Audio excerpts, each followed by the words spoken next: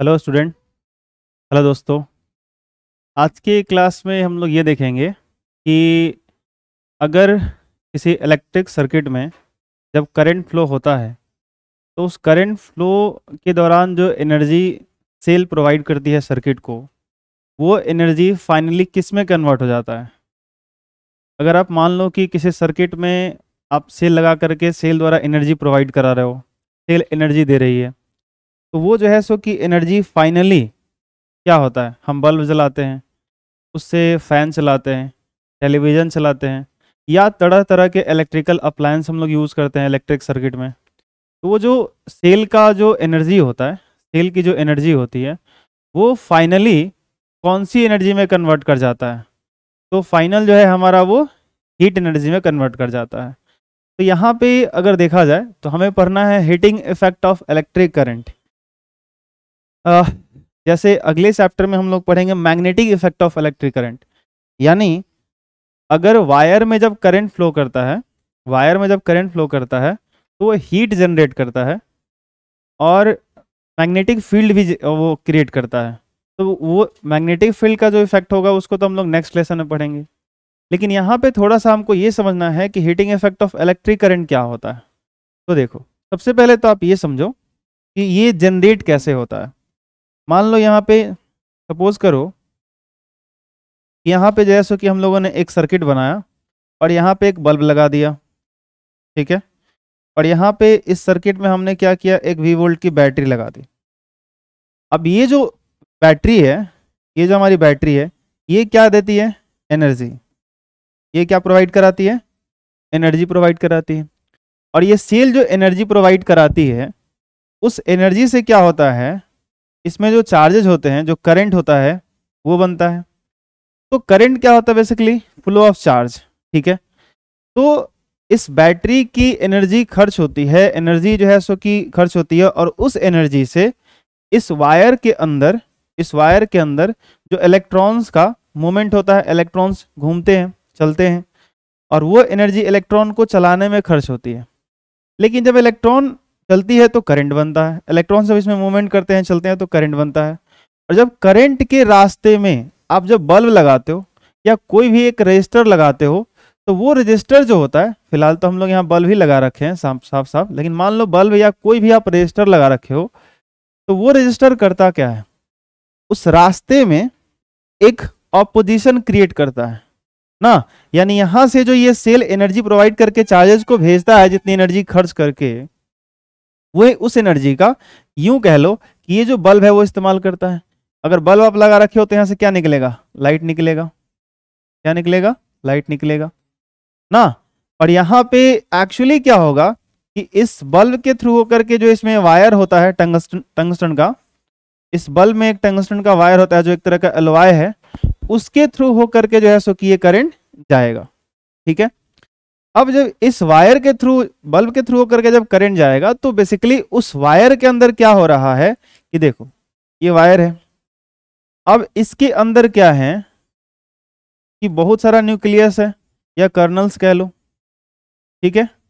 ये वायर का भी आप न्यूक्लियस समझ सकते हो, ये जो वायर यहाँ पे आप जो ये सब दिख रहे हैं आपको, या इसके अंदर एलॉय की बात कर लो, तो इसका रेजिस्टेंस तो काफी हाई होता है, ठीक है। अब यहाँ पे मान लो कि अगर कोई चार्ज पार्टिकल मूवमेंट कर रहा है, चल रहा है, ठीक है, तो वो चलने के लिए इलेक्ट्रॉन्स जब चलते हैं, इलेक्ट्रॉन्स निगेटिव टू पॉजिटिव चलता है, और करंट का डायरेक्शन किधर से दिखाते हैं, पॉजिटिव टू निगेटिव दिखाते हैं, ठीक। जब इलेक्ट्रॉन्स इधर से इधर चल के आते हैं, तो सोच के देखो कि सेल जब चलाता होगा तो उसके रास्ते में ये न्यूक्लियस आते होंगे, और न्यूक्लियस से वो क्या होता होगा, टकराता होगा। तो जब इलेक्ट्रॉन्स मान लो इधर से चल के ऐसे आते होंगे, और उसके रास्ते में जब ये न्यूक्लियस आएगा, या इसी को कर्नल्स कहते हैं, ठीक है। आउटर मोस्ट ऑर्बिट के इलेक्ट्रॉन्स, वो इलेक्ट्रॉन्स जो फ्री होते हैं, जो करंट का फॉर्मेशन करते हैं, अगर वो जो है सो कि चलना शुरू करें, जिनसे करंट बन रहा है, तो उसके अलावा उस वायर में बहुत सारे एटम्स तो अपनी जगह पे ही हैं। एटम जो होते हैं तो अपनी जगह पे ही होते हैं। ऐसा थोड़ी ना होता है कि यहाँ पे सेल आपने कनेक्ट कर दिया और वायर के अंदर का जितना सारा एटम है वही पानी की तरफ फ्लो होने लगा, वाटर की तरफ बहने लगा, ऐसा नहीं होता। उसके जो इलेक्ट्रॉन्स फ्री होते हैं वो चलते हैं, बाकी जो उसका कर्नल्स होता है वो तो अपनी जगह पे है।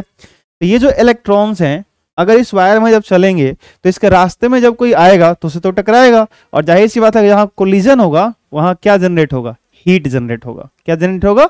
हीट जनरेट होगा। तो ये हीट आएगा कब? जब ये चार्जेस फ्लो करेगा, और फ्लो ऑफ चार्ज क्या है? करंट है। तो फ्लो ऑफ चार्ज से बनेगा करंट, और जब जब फ्लो ऑफ चार्ज होगा यानी करंट का फॉर्मेशन होगा, तब तब कोलिजन होगा, और कोलिजन होगा तो हीट जनरेट होगा। इसीलिए कहा जाता है ये हीटिंग इफेक्ट है किसका? इलेक्ट्रिक करंट का। यानी इलेक्ट्रिक करंट वायर के अंदर फ्लो करेगा, इलेक्ट्रिक करंट वायर के अंदर फ्लो करेगा तो क्या जनरेट होगा? हीट जनरेट होगा, और इसी को हम क्या कहते हैं? Heating effect of electric current. Heating effect of electric current.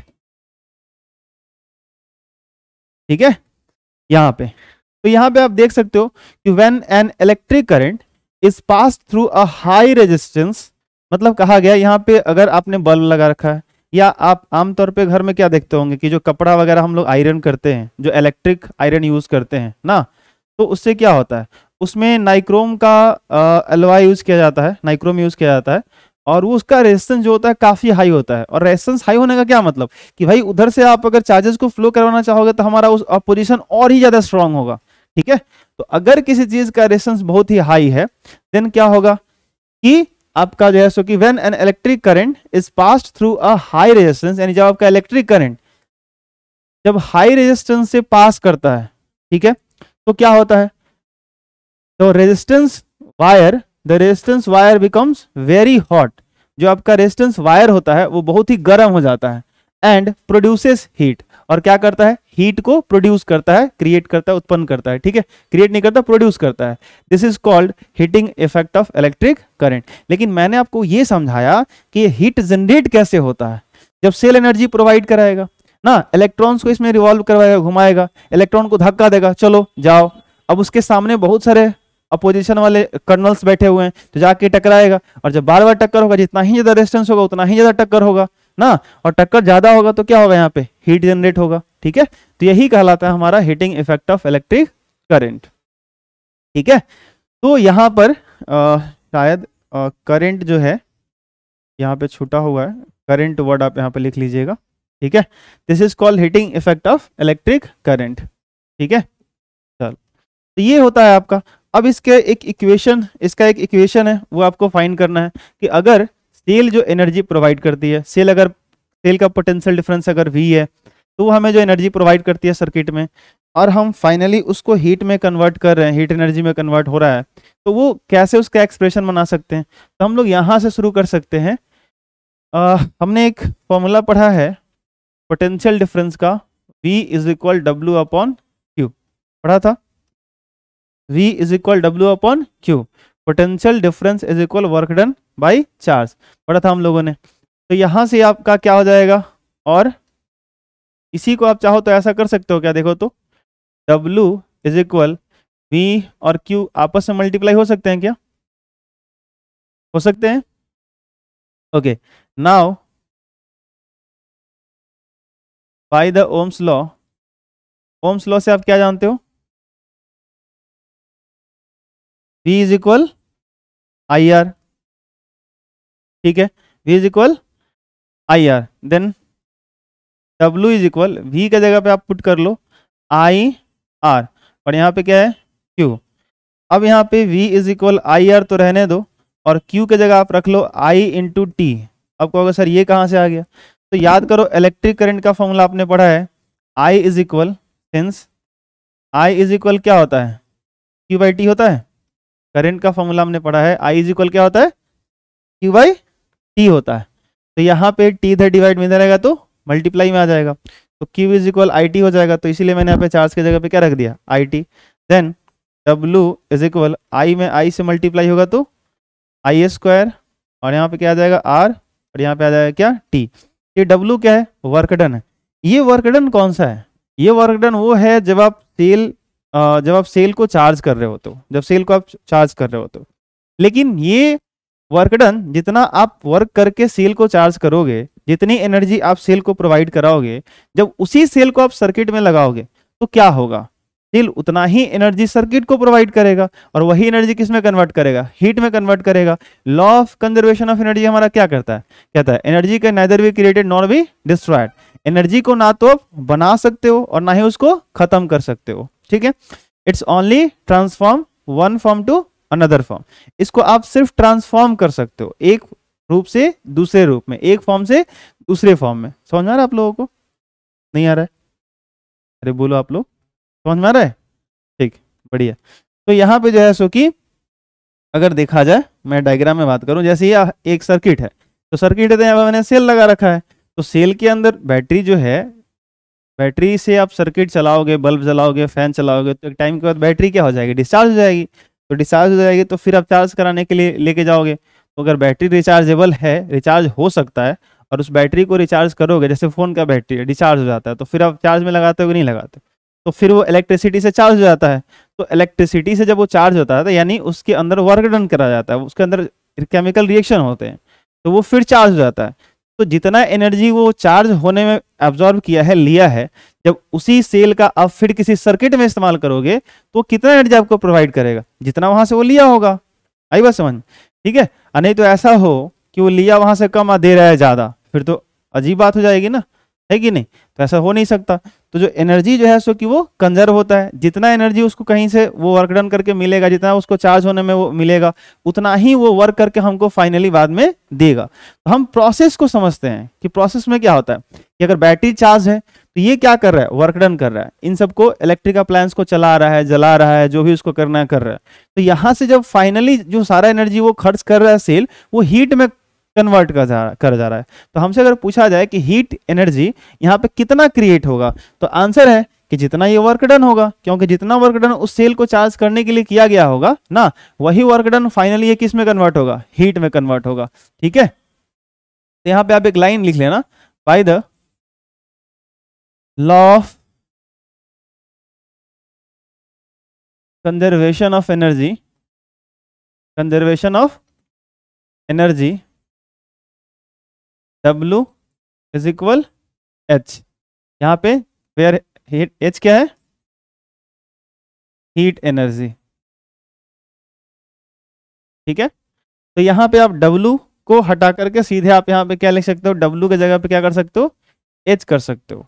ठीक है, आई बात समझ में? ये उसी तरह की बात है, जैसे मान लो अगर आपको खाने के लिए 5 रोटी दिया गया ना, तो अगर कोई 5 रोटी आपको अपनी तरफ से ट्रांसफर करता है तो आपको 5 ही मिलेगा। आई बात समझ में? ठीक है। ऐसा नहीं हो किसी ने 5 आपको दिया तो आपको 6 मिल जाएगा, 5 दिया तो 5 ही मिलेगा।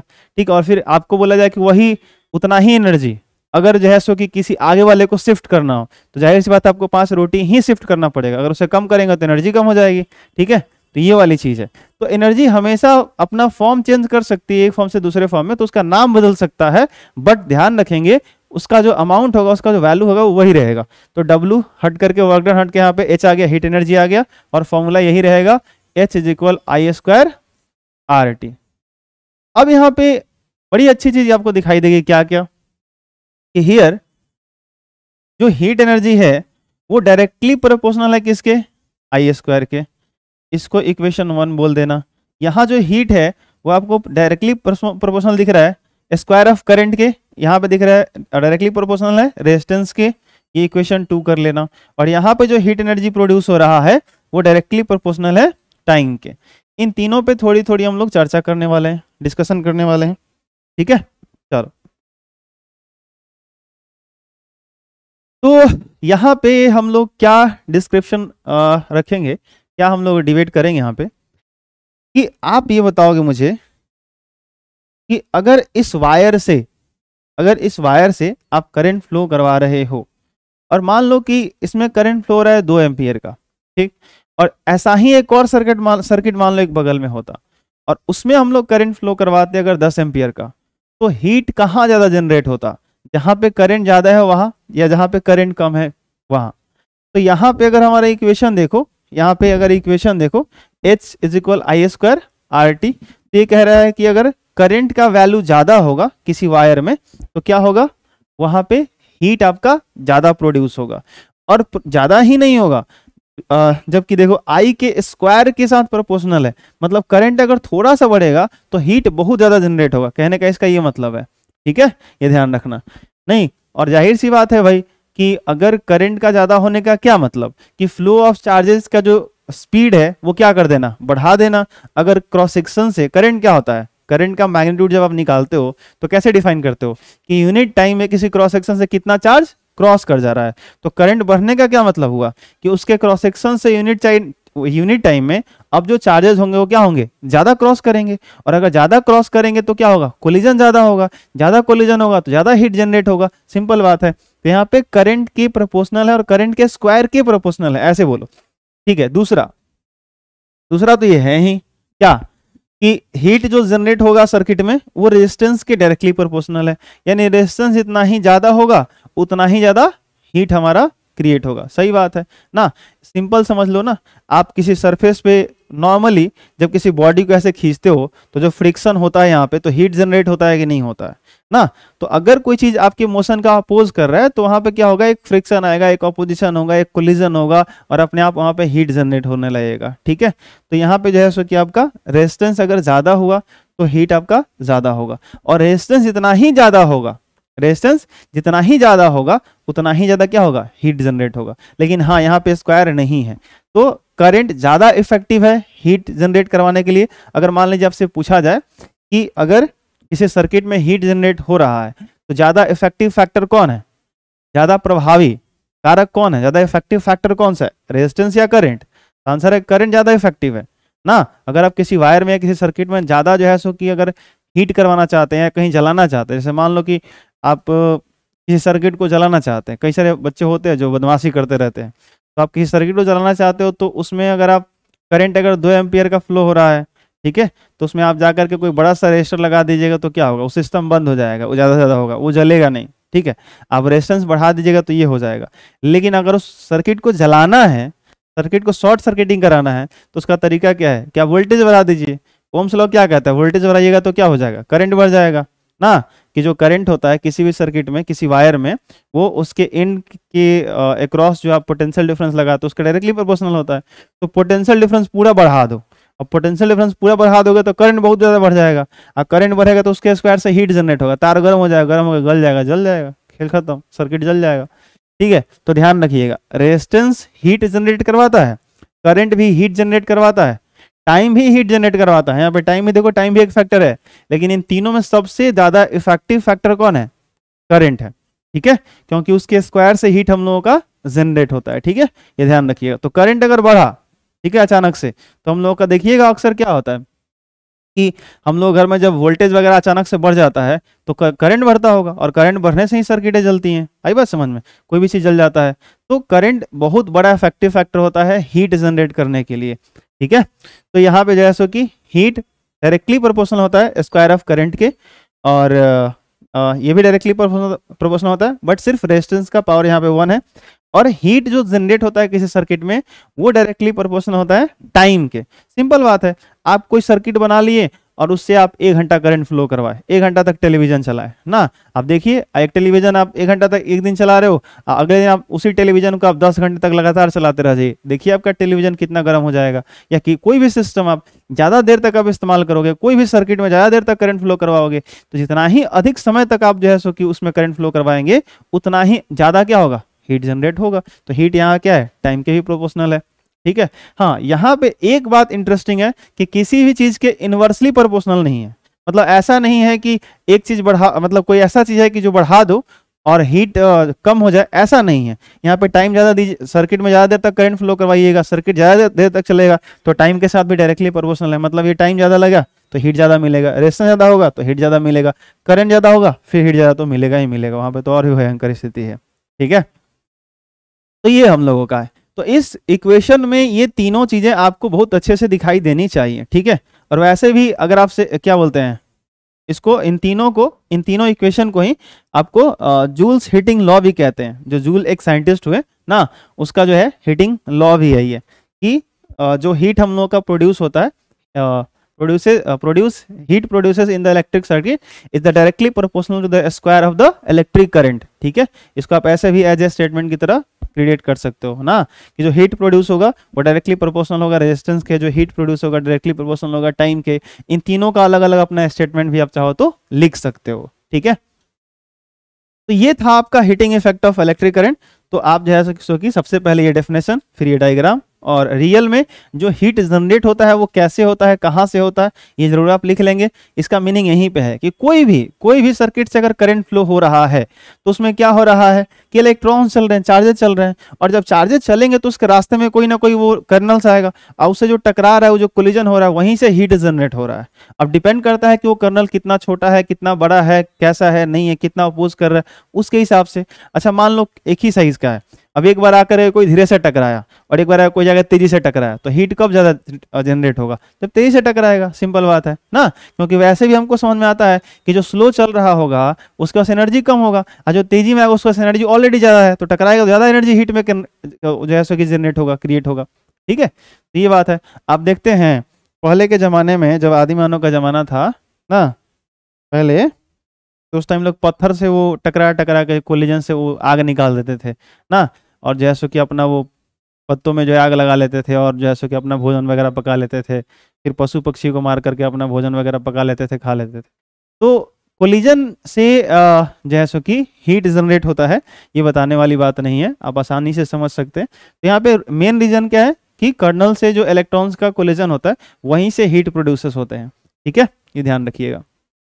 और कौन कौन से फैक्टर पे डिपेंड करता है, तो यहाँ पे सामने इस इक्वेशन में आ ही गया। और इक्वेशन कैसे आया, आप यहाँ पे सारा ये खेल समझ सकते हैं। आप देख सकते हो यहाँ पे क्या कि V is equal W by Q हमने पढ़ा था, Q मल्टीप्लाई में गया, W is equal V into Q हुआ।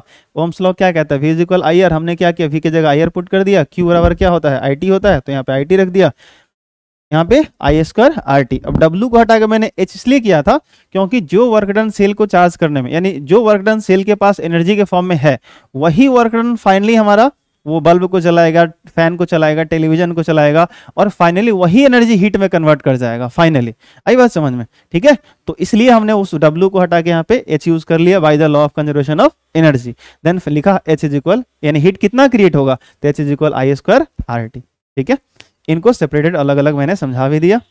चलो यहाँ पे क्वेश्चन है, अच्छा इस क्वेश्चन को बाद में करते हैं, आगे आते हैं। अगला टॉपिक है, हाँ इलेक्ट्रिक पावर की बात करते हैं। इलेक्ट्रिक पावर क्या होता है? तो इलेक्ट्रिक पावर क्या है, the time rate of electrical work done is known as electric power.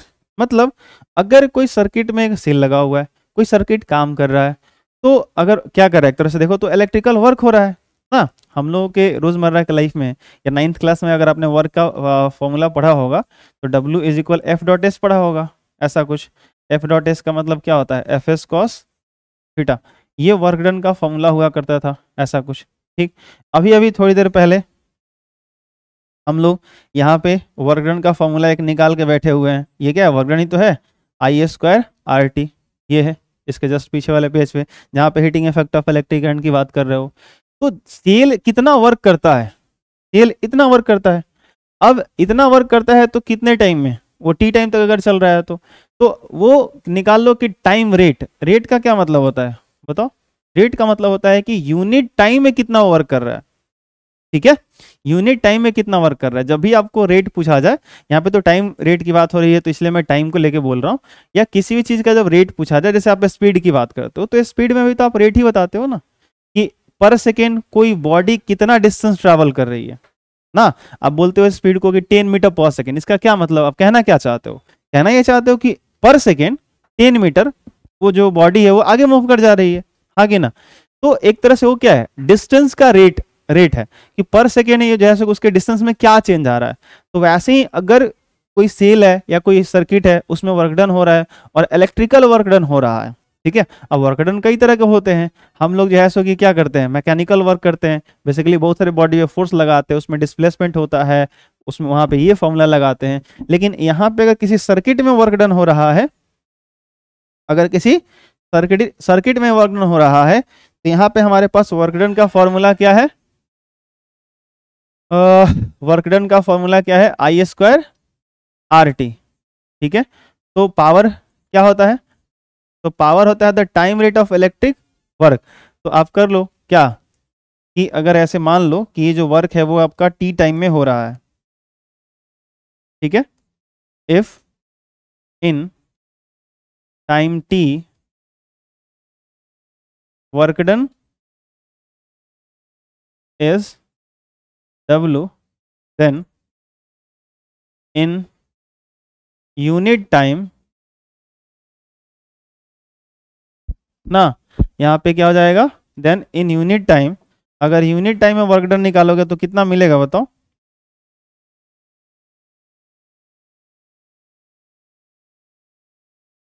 Work done is W/T, यही तो मिलेगा।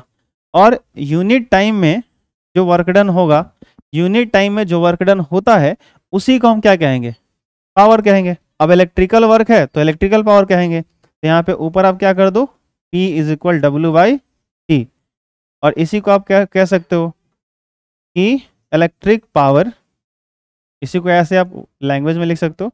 इलेक्ट्रिक पावर का फॉर्मूला क्या हुआ, तो electrical work done upon time, simple, इसका मतलब यही हो गया। अब यहाँ पे ऑलरेडी अब इलेक्ट्रिकल पावर को आप पी से मान लो दिखा रहे हो, तो इलेक्ट्रिकल वर्क डन अभी अभी निकाला था हम लोगों ने, कितना, I² RT। तो यहाँ पे T आप रख लो, T से T क्या हो जाएगा, कैंसिल हो जाएगा, तो क्या आ जाएगा, I² R आ जाएगा। तो यहाँ पे आपका जो है सो कि फॉर्मूला आ गया पावर का, कौन कौन, पावर ऐसे वर्क डन और टाइम दिया हो तो यहाँ से निकाल लेना, P is equal I² R, ये भी आपका इलेक्ट्रिकल पावर का फॉर्मूला हो गया। और भी फॉर्मूला बना सकते हो, देखो इसमें ना, इसको आप VI बना सकते हो, और भी बना सकते हो VA²/R बना सकते हो। ये सब पावर का ही फॉर्मूला है। कैसे आ गया समझाता हूँ, घबराओ मत, टेंशन हो गया ना, बुखार चढ़ गया, समझाता हूँ कैसे आएगा। ये देखो चार लिख दिया ना मैंने, कॉपी में लिख लेना, समझाता हूँ। देखो P बराबर सबसे पहला बेसिक फॉर्मूला तो ये रहेगा, वर्क डन अपॉन टाइम, ठीक है। अब यहाँ पे देखा जाए तो P is equal work done का क्या था, I² RT/T, T से T कैंसिल हो जाएगा, तो P का क्या आ गया, I² R, ये दूसरा आ गया, एक तो यहाँ था, ये दूसरा हो गया।